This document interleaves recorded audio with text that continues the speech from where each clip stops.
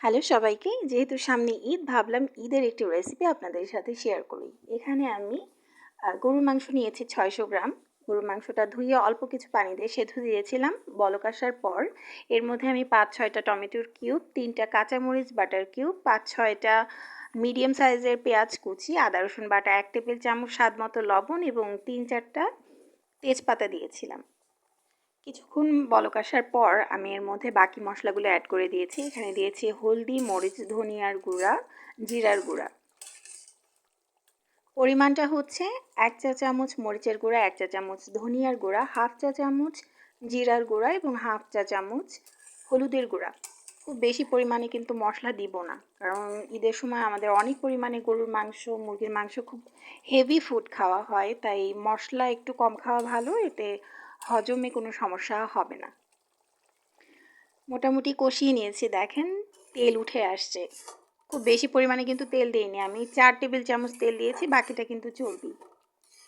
তো এই ফাঁকে আমি কিন্তু আলুগুলোকে কুচি করে নিয়েছি, মানে টুকরা টুকরা করে নিয়েছি, একটু বড় সাইজের টুকরা করেছি। এখন আলু দিয়ে খুব সুন্দর করে কষিয়ে নিব। আলুটা মোটামুটি যখন 50% সেদ্ধ হয়ে যাবে, তখন আমি এখানে 2 কাপ পরিমাণ পানি অ্যাড করব, যেন আলুটা খুব সুন্দরভাবে সেদ্ধ হয়ে যায় আর ঝোলটাও যেন একটু থাকে।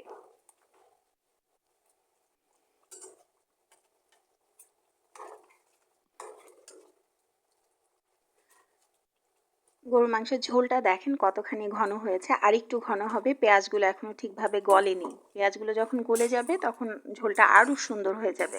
এই সবগুলো কিন্তু মশলার কারণে হয়নি। টমেটো বাটা, তারপর কাঁচামরিচ বাটা, একটু পেঁয়াজ বাটা দিয়েছিলাম, আদা রসুন বাটার সাথে আমি পেঁয়াজ বাটাও দিয়েছি, যার কারণে এরকম ঘন হয়েছে। ঠিক যেভাবে রেসিপিটা দেখাচ্ছি সেভাবে যদি ফলো করে আপনারা এটা রান্না করেন, খুবই স্বাদ হবে। আপনারা একবার হলেও বাসায় কিন্তু অবশ্যই ট্রাই করবেন। এখন আমি কিছুটা পেঁয়াজের বেরেস্তা তুলে নিচ্ছি। পেঁয়াজের বেরেস্তা যদি আপনারা তরকারিতে দেন, তরকারির স্বাদ কিন্তু আরও অনেক বাড়বে এবং খুব সুন্দর একটা কিন্তু ঘ্রাণ আসে। আমি যখনই কম দামে পেঁয়াজ পাই, তখন এভাবে পেঁয়াজ বেরেস্তা করে কাচের জারে স্টোর করে এটা আমি ফ্রিজে নর্মালে রাখি।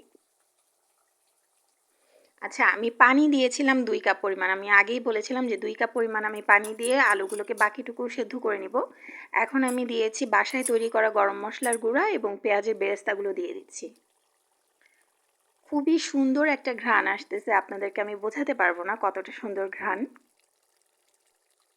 একবার হলেও রেসিপিটি কিন্তু বাসায় ট্রাই করবেন, আমার অনুরোধ রইল। আর আমাকে ফিডব্যাক দিবেন কেমন হয়েছে। যদি রেসিপিটি ভালো লেগে থাকে, লাইক, কমেন্ট, শেয়ার প্লিজ।